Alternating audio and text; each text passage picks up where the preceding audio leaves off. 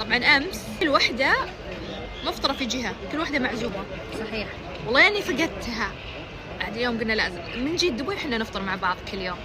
بس امس الوحيد اللي ما فطرنا مع بعض، صح؟ وما قدرت اليوم، قلت لازم اجيها من الظهر وانا عندها ننتظر الاذان.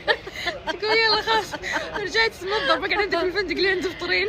والله خلوها تقعد عندنا. لا خلاص كلهم يقولون متى ترجعين الرياض، لا لا ترجعين لا للرياض. لا لازم ارجع خلاص. لا لا طولت مره. خلاص باقي العيد الحين ما خلصنا. اكمل هقوت بس عيد للعيد. هي روحي عيد الحج. لا عيد الاضحى وين الحج؟ ليش؟ عيد الاضحى هو الحج. احنا بالامارات نسميه عيد الحج هو الحج. ايش تستهبلين؟ والله صدق. عيد والله صدق. الفطر وعيد الحج. طيب انا اتكلم عن عيد الحج. لا تبيني اقعد للحج يعني؟ ها ترى قاعد نصور سناب. طيب تبيني اقعد لين الحج ليه؟ ايوه ان شاء الله عيد الشوال هذا ان شاء الله وجاء الفطر ان شاء الله بالرياض.